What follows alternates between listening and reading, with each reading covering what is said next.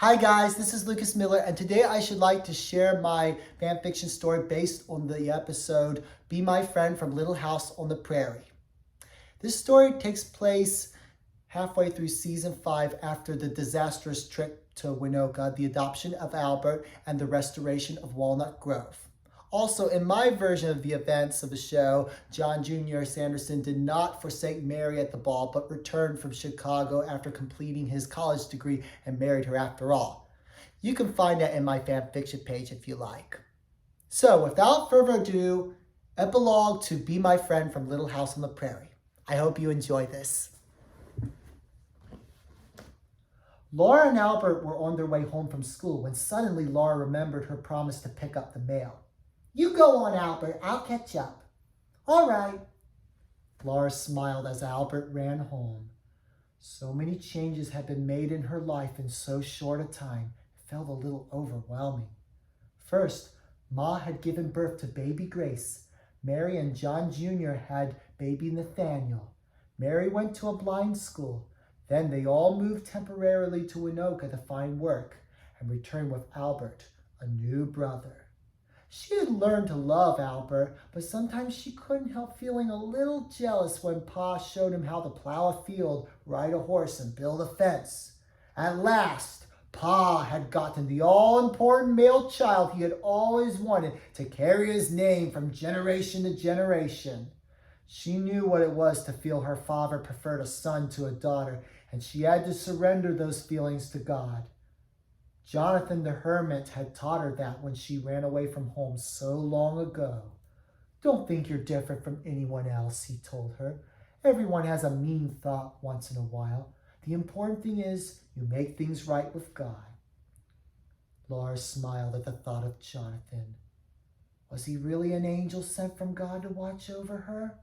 If so, she hoped he would be there to welcome her into heaven when her time came as an old woman. She fished through the mail and came across a letter addressed to her from an Anna Harris. Anna Harris? Who's that, she wondered. Laura went to her favorite creek where she had discovered fool's gold with a friend when she was young. She sat down on a rock above a small waterfall and opened the letter. As she carefully opened the folded paper, 2 small photographs fell out. One was a young couple with a toddler. The other was a close-up of a little girl's face. Laura's heart leapt in her throat. How could she forget Anna? The girl who sent bottles down this very creek with the words, "Be my friend." Ashamed of her illicit pregnancy and afraid of what her mentally unstable father would do if he found out, she had placed her newborn daughter in a basket and laid her beside a tree for Laura and Pa to find. Pa went to a town not far from the creek where he discovered Robert, the girl's paramour. Together, they tracked Anna down, and Robert took her away so they could be married. A tear found its way through the lashes of Laura's eyes.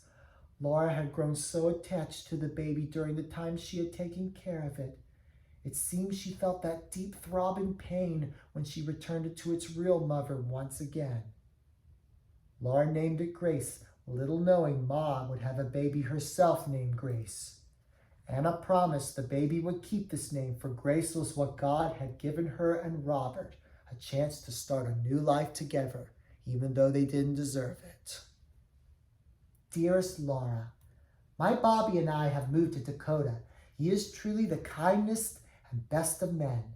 He works very hard and takes good care of us.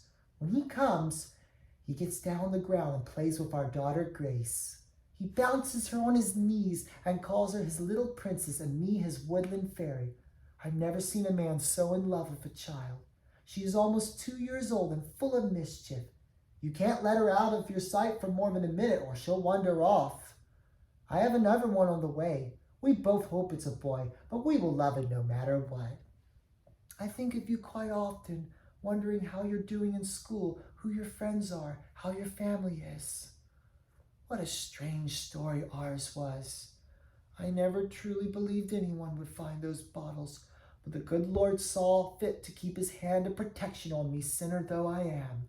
I will be a good, strong mother to my Grace, and when she comes of age, I will tell her all about you, so she will be a wiser woman and avoid my mistakes. My father and I have reconciled at last. Poor man, he was very sorry for all the trouble he caused and wanted nothing more than to stay close to me. It turns out I wasn't really his daughter after all, and he took me in out of charity when my mother died giving birth to me. He loved her deeply, and she wounded his heart, and my presence in his life was a daily reminder of that. I suppose that's why he was so hard and stern, fearful I would follow in her pattern. How right he was. If only I had guarded myself better. I just hope one day I can learn to forgive myself the way the Lord forgave me. And I'm glad to have a love like Bobby who cared enough to go after me when I was in trouble. Father is slowly but surely learning to accept Bobby as a son-in-law now that he sees how devoted he is to us. I am grateful his heart has softened towards us, if only a little. My hope and prayer is one day you may know the joy of a family of your own like mine. I know of no one who deserves to be happy more than you, your friend Anna. Laura wiped away her tears again, looked down at the river where the bottles had floated, and smiled. It was not likely she would ever meet Bobby, Anna, and Grace again, but if she did, they would be friends forever. Laura! It was Albert. Where have you been? We've got chores to do. Oh, Albert, she said, rolling her eyes. Since when have you been anxious to do your chores? It wasn't me. It was Ma and Pa who said so. All right. She gathered the mail in her arms and went home with Albert. Say, what's in the mail? Asked Albert. Oh, just some magazines and a package for Pa. What's that? Said Albert, pointing to the small white envelope. That's mine, said Laura in a dreamy, mysterious voice.